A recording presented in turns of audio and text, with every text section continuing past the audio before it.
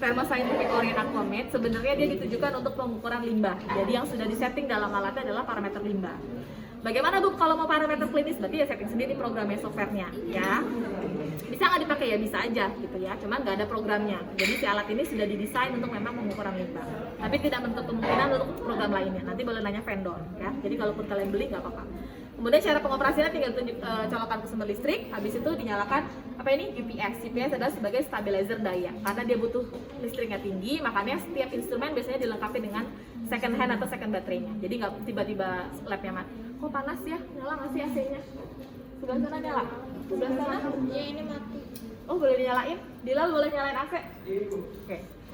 Ya.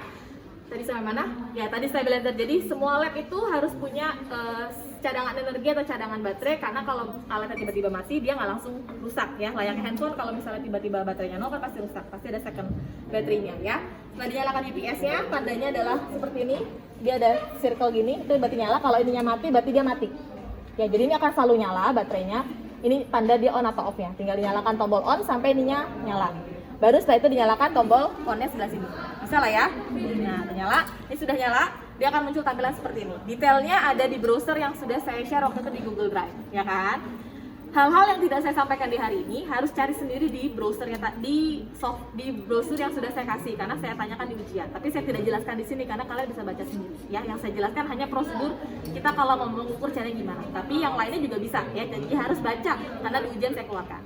Langkah pertama adalah kita siapkan dulu bahan-bahannya. Ada sampel di sini 3, ada standar di sini 3. Yang ini adalah standar 1, 2, 3, 30, 20, 10 ppm. Ya. Langkah awalnya karena kita tidak tahu sampel kita bergerak pada panjang gelombang berapa, berarti kita harus lakukan scanning terlebih dahulu. Jadi di sini pilih scan. Sorry. Seperti handphone aja dia touchscreen ya. Kalau misalnya mau lihat menu-menu yang lainnya tinggal digeser aja, di swipe. Bisa lah ya anak-anak sekarang kan. Nah, kita scanning dulu karena kita nggak tahu, tapi prediksi kita karena warnanya ungu, berarti dia panjang gelombangnya sekitar berapa kalau ungu? Magico Hibiniu sekitar berapa? 300. Tebak-tebakan, ntar di ujian keluar. Energinya besar atau kecil kalau warnanya ungu? Besar. Energinya besar, panjang gelombangnya? Kecil. Kan berbanding? Terbalik. Ya, itu jangan lupa di ujian saya keluarkan ya. Berarti kita scanning dulu, walaupun kita punya prediksi kira-kira sekitar 300-400an, karena kan dia panjang gelombang kecil ya. Berarti kita scanning terlebih dahulu. Boleh saya dibantu, saya mau ngerjain, saya arahin nih. Ayo jangan lihat-lihatan, ini kesempatan mau pakai, ayo. Anyone? Ayo deh cepet-cepet, ntar gantian kok. Tapi ntar nggak kelihatan di video. Iya sih. Lo aja dari itu. Jadi size plus. Nah di situ ada mau nunduk boleh, terserah ya atau caranya. Di situ ada y-axis, ada absorbansi sama persen transmission. Bisa ya? Ada absorbansi, ada transmitasi kan. Nah, yang kita pilih adalah absorbansi saja. Range adalah dalam satuan nanometer. Berarti panjang gelombang, ya. Panjang gelombang spektral fotoner UV dari berapa sampai berapa? UV vis itu 480. Wah, itu visible. UV berarti 200 sampai 400. 180 sampai 700 atau 800. Nah, kita rubah aja range-nya. Silakan dipencet 325-nya di touchscreen. Kita ganti di 350 sampai 800. Jadi alat ini bisa sampai 1000 gitu ya. Kita ganti aja biar nggak kepancing kelamaan. Internal sama speed tidak usah diganti ya. Boleh continue. Nah, dia akan keluar. Lihat di situ warna biru apa? Blank. Berarti kita harus ukur dulu belangkonya. Siapkan dulu lautan belangkonya. Siapkan dulu lautan belangkonya. Pupet ada belangko di situ. Aku ada di ujung situ. Silakan isi 7/8 atau 3/4.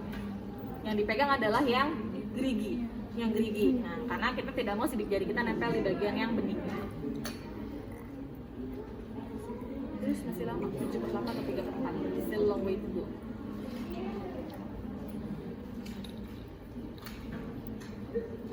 Sudah cukup ya, taruh lagi.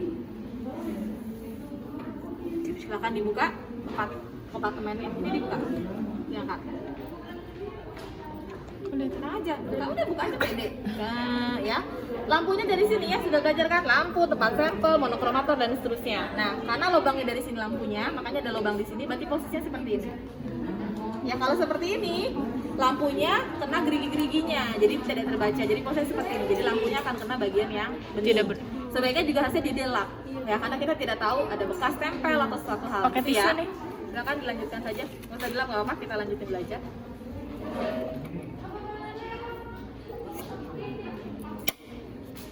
Pecah nggak tuh?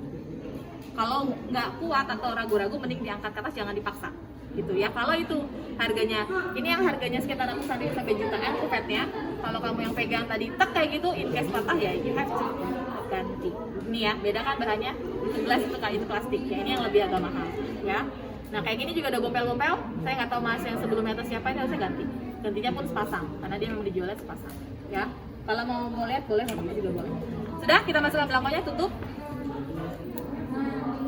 Nah, blank. Selama proses ini tidak boleh dibuka-buka karena sinar sedang menyinari sampel tersebut atau belangko tersebut ya. Dia akan jalan, jadi tidak boleh dibuka-buka. Kita tunggu.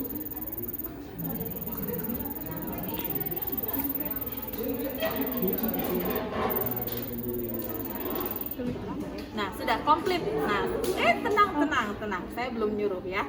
Tunggu instruksi saya. Sudah selesai belangkonya. Selanjutnya kita mau ngapain? Di ini. Kita mau scanning tadi kan, kita pakai larutan standar dengan konsentrasi tertinggi. Berarti kita pakai 30 ppm. Silakan dimasukkan yang ke 30 ppm. Ya, ini warnanya. Bisa. Kalau susah, nggak masuk pipetnya, boleh ambil botol kimia di situ, temennya. Di baku baki ada botol, ada gelas kimia kan? Nah, diambilin. Itu buat tempat limbah aja. Ambil 3 boleh. Cari di baki-baki gelas kimia. Ingat-ingat baki yang mana tadi ya, biar nggak ketuker-tuker. Ada? Itu di belakang. Nah, silakan dituang dulu yang 30 ppm, baru ntar kamu pipet dari sini. Udah nggak usah banyak-banyak.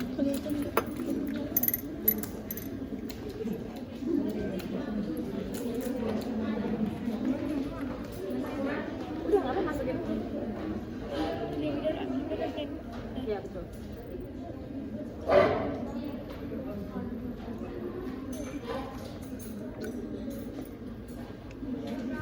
Biasa kan kalau sudah pakai ditutup kembali. Itu behavior yang harus punya dari tingkat 1.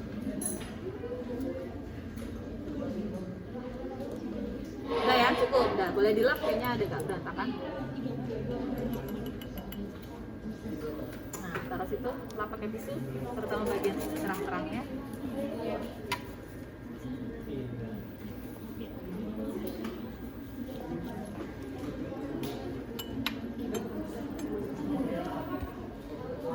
Sudah?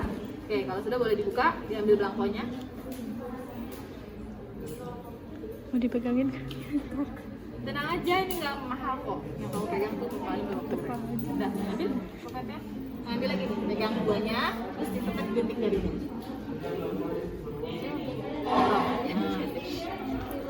Udah, boleh taruh dulu, terserah. Minta temennya diatur atau dipegangin boleh. Sekarang kita masukkan standar yang dengan konsentrasi tinggi yaitu 30 ppm.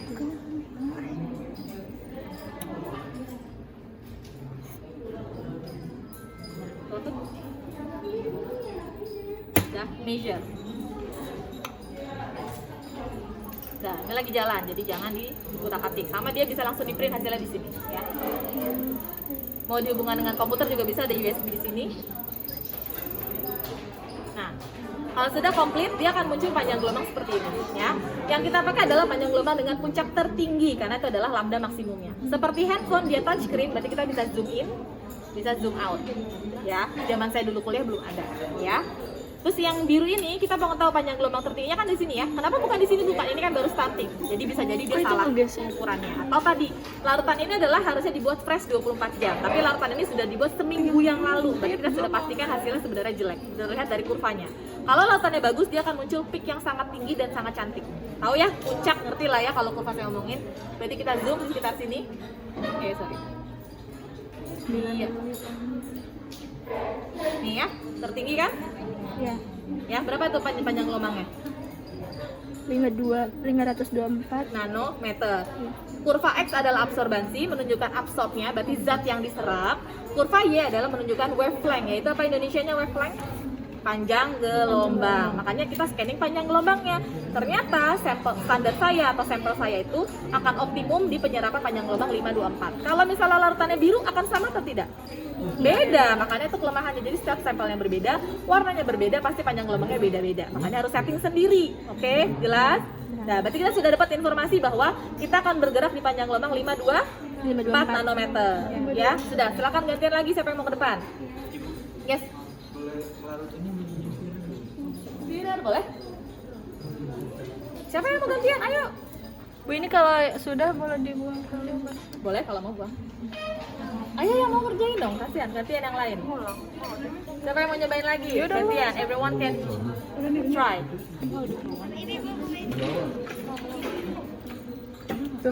Saidita, Bu. Geser.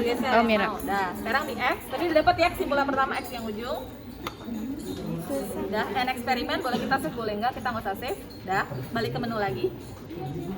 Nah, berarti kan tadi kita sudah melakukan scanning, sudah tahu ya kita kerjanya di mana. Berarti sekarang kita mau bikin kurva kalibrasi. Apa itu kurva kalibrasi? Kurva yang dibentuk dari pengukuran larutan standar. Makanya kita ukur standarnya dulu, baru sampelnya. Nah, sekarang boleh digeser, di swipe. Kita pilih quant.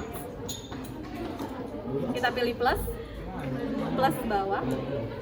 Nah, lihat ya, boleh dikasih namanya. Misalnya metodenya Aisyah, metodenya siapapun, atau cek metode 1 terserah, tapi kita tidak ganti ya. Panjang gelombangnya tadi bergerak pada berapa? 524. Silakan diklik 500-nya. Diganti 524. Nah, sekarang di sini adalah persamaan garis seperti kemarin yang sudah dikerjakan kan? Nah, itu nanti akan muncul sendiri dari alat. Referensinya akan kita ganti, satu yang kita buat konsentrasinya adalah ppm. Silakan diklik mg per ml-nya. Lihat, banyak satuan yang bisa kita pilih, makanya tergantung kebutuhan Anda. Mau satuannya apa, konsentrasinya apa, kadarnya apa, ya. Yang kita pilih adalah ppm. Silakan pilih ppm. Sudah, ya kan? Standar yang kita siapkan ada berapa? 3. Standar yang di depan ada berapa? 2. Kurang 1 kan? Berarti add standar. Dah 3. Kalau ada 5 ya sampai 5 dan seterusnya. Oke. Kok bisa tahu, Bu? Ya kan ini adalah prosedur metode trial and error. Jadi kita prediksi kira-kira berapa ya maunya ya, apakah 1000? Tahu dari mana? Ya referensi jurnal, baca artikel. Kok kalau klinis enggak, Bu, cuma 1 karena klinis sudah ada nilai normal di semua dunia sama. Kolesterol pasti 200-an, glukosa pasti 100. Jadi you have only one standar. Ya kan? Mungkin nggak ada larutan glukosa sampai 1000. Nggak ada kan, kecuali tuh orang emang penyakitan parah banget gitu. Makanya dalam klinis hanya butuh larutan standar atau kalibrator hanya 1 atau 2. Sedangkan dalam pemeriksaan keracunan ataupun kematian yang kita harus diagnosa, kita praduga, kita harus trial and error. Kita lihat berapa sih orang bisa mati, berapa sih orang bisa keracunan, itulah yang kita prediksikan. Makanya larutan standarnya bisa macam-macam. Jelas? Kalau ada yang mau bertanya boleh ya, jadi feel free to ask. Udah ya, kita bikin standar 3. Kita setting standar 1 adalah 10 ppm, concentration-nya diklik. Ini, Bu. Ya. Klik. Ganti 10. Enter. Terusnya sampai 30. Ini 10 juga. 20. Oh, 20. 3. 30. Dah, berarti calibrate. Dah, sudah jadi nih settingannya. Lihat yang pertama disuruh ngapain lagi? Blank. Blank. Berarti blank lagi, kita blanko lagi. Siapkan larutan blankonya.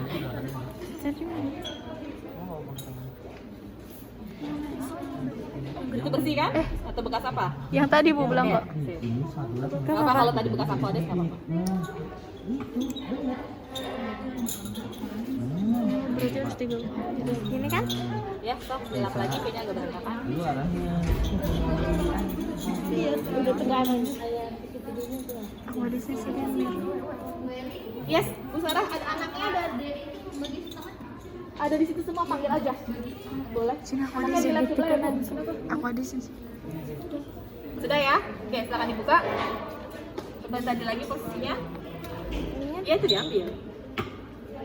Itu nggak usah dibuang dulu. Itu tadi yang 30 ya. Silakan temennya boleh pegangin.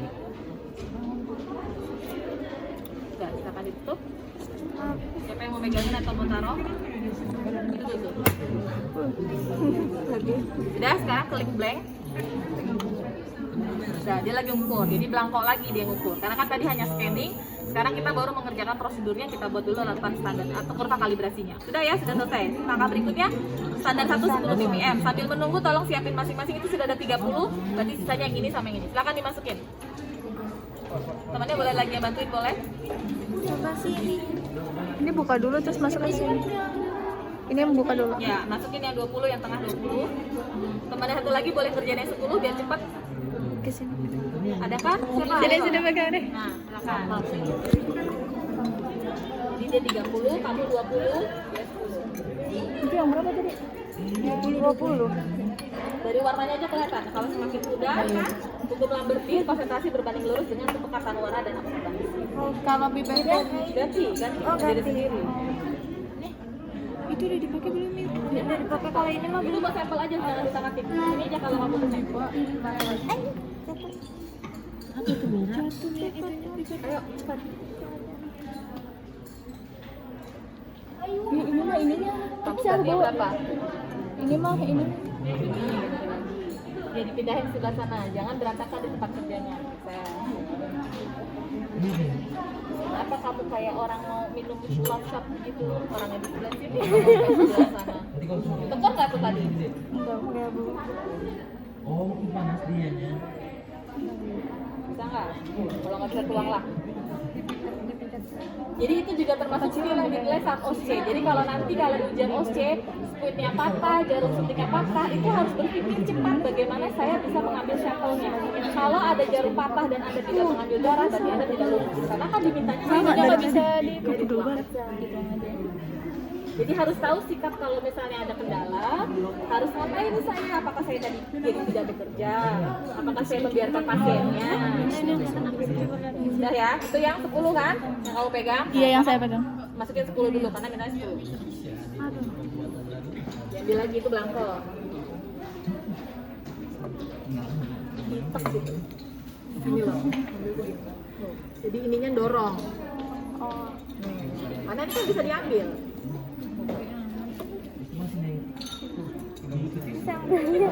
Nah, silakan yang 10 dulu ya.